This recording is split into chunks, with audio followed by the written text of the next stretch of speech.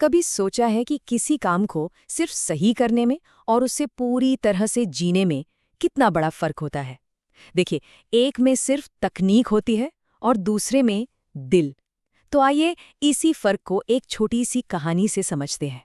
क्या कभी ऐसा महसूस हुआ है कि कोई काम बस हो रहा है, मतलब उसमें कोई जोश नहीं, कोई लगन नहीं, बस उसे किसी तरह निपटाना है?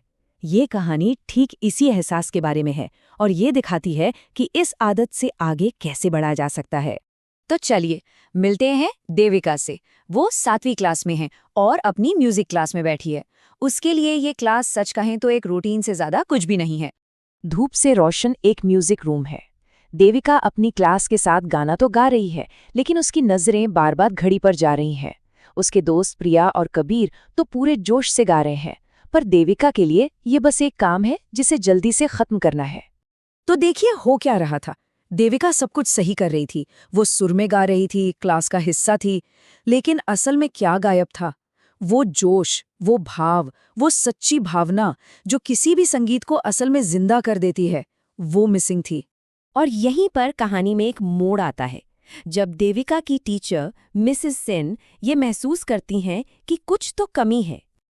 अचानक मिसेस सेन क्लास को रोकती हैं और कहती हैं, देविका जरा अकेले कोरस गाकर सुनाओ। देविका थोड़ा घबराते हुए खड़ी होती है और गाने की लाइंस को बिल्कुल वैसा ही गाती है जैसा लिखा था, बिना किसी गहरे जुड़ाव के। उसमें सारे सुर सही लगाए, मतलब टेक्निकली कोई गलती नहीं थी, लेकिन फिर भी कमरे में एक अजीब सी एक फ्लैटनेस महसूस हुई। गाने का कोई असर ही नहीं हुआ। और तब मिसेस सेन ने वो बात कही जिसने सब कुछ बदल दिया। उन्होंने कहा, संगीत सिर्फ सुरों के बारे में नहीं है, इसमें अपना दिल लगाओ। बस यही एक सलाह देविका के लिए एक नई शुरुआत बनने वाली थी। तो देविका ने इस सलाह को कैसे अपनाया? अब कहानी क्लासरूम से निकलकर उसके अपने कमरे में पहुंचती है, जहां असली प्रैक्टिस शुरू होने वाली थी। उस शाम टीचर के वो शब्द देविका के मन में घूमते रहे। वो अपने कमरे में शीशे के सामने खड़ी हुई और उसने तय किया कि वो गाने को एक अलग तरीके से आजमाएगी। इस बार उसने कुछ अलग किया। एक शांत कोना ढूंढा, आंखें बंद की और सुरों के बारे में सोचने के बजाय उसने खुशी के पलों को याद किया, त्योहारों के रंग, परिवार के साथ शाम की हंसी, और फिर उन्हीं भावनाओं को अपनी आवाज में उतरने दिया। और इसका नतीजा कमाल का था। उसकी आवाज बदल गई थी। ऐसा नहीं था कि वो जोर से गा रही थी, नहीं, बल्कि उसकी आवाज में एक गहराई आ गई थी, एक भरापन जो सिर्फ भावनाओं से ही आ सकता है। तो चलिए अब वापस म्यूजिक रूम में चलते हैं, ये देखने के लिए कि देविका की इस नई प्रैक्टिस का आखिर नतीजा क्या निकला। अगली क्लास में मिसेस सेन ने उसे फिर से गाने के लिए कहा। इस बार देविका ने एक गहरी सांस ली और गाना शुरू किया, अपनी भावनाओं को सबसे आगे रखते हुए।